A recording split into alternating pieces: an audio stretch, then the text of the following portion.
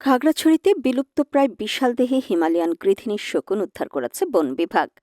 সকাল 11টার দিকে সদর উপজেলার ভাইবোনছড়া ইউনিয়নের একটি বাড়িতে শকুনটির সন্ধান পাওয়া যায়।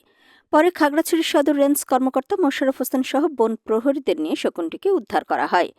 প্রাণী সম্পদ অধিদপ্তরের সহযোগিতায় উদ্ধার হওয়া শকুনের চিকিৎসা করায় খাগড়াছড়ি বন বিভাগ। বন বিভাগের তথ্য মতে আমরা আজকে যে শকুনটা উদ্ধার করেছি এটা হিমালয়ান গিদিনী শকুন। এটা খুবই রেয়ার, বিরল প্রজাতির। এটা খুবই কম দেখা যায় এবং এরা প্রকৃতি থেকে অনেকটাই কমে গেছে। এটাকে সংরক্ষণ করা আমাদের জন্য খুবই জরুরি, না হলে তারা প্রকৃতি থেকে হারিয়ে যাবে। আমরা আজকে খুব ভোরে সংবাদ পেলাম ভাইবোনছড়া থেকে আরো 8 কিলোমিটার ভিতরে একটা জায়গায় এই শকুনটা আছে। আমরা আমাদের হেডকোয়ার্টার রেঞ্জ অফিসার মোশাররফ হোসেনের নেতৃত্বে আমরা একটা টিম প্রেরণ করি। তারা গিয়ে এটা উদ্ধার করে নিয়ে আসে। আসার পর আমরা যেটা দেখলাম সেটা আসলে এখন প্রকৃতিতে যাওয়ার মতো উপযুক্ত না, সেটা কিছুটা অসুস্থ দেখা গেছে।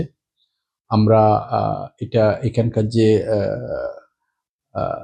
ভেটেরিনারি ডাক্তার যারা আছেন তাদের সহযোগিতায় আমরা চিকিৎসা করে এটাকে সুস্থ করে আমরা প্রকৃতিতে অবমুক্ত করব।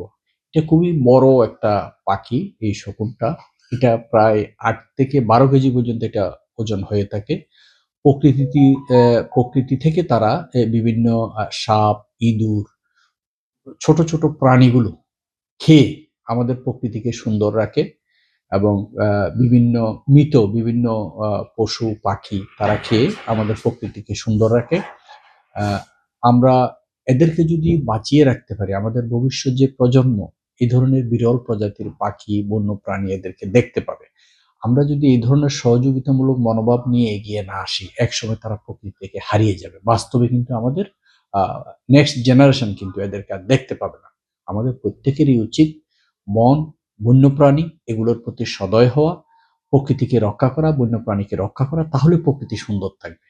এবং যেহেতু খাগড়াছড়ি এটা একটা পর্যটন এলাকা, এখানে যদি বন এবং বন্যপ্রাণী যদি থাকে, প্রকৃতি সুন্দর থাকে, আরো বেশি পর্যটক আকর্ষিত হবে এবং এটা স্থানীয় যে জনগণ তাদের আর্থিক অবস্থার উন্নয়নের জন্য এটা একটা ব্যাপক ভূমিকা রাখতে পারে বলে আমি মনে করি। বিলুপ্তপ্রায় হিমালয়ান গৃধিনী শকুনটি তিব্বত হিমালয় থেকে শীতকালীন সময়ে পরিযান করে থাকতে পারে। দীর্ঘ ক্লান্তিকর পথ পাড়ি দিতে গিয়ে অসুস্থ হয়ে পড়তে পারে বলে ধারণা করা হয়। এ সময় একটি পাতি ময়না অবমুক্ত করে বন বিভাগের কর্মকর্তারা।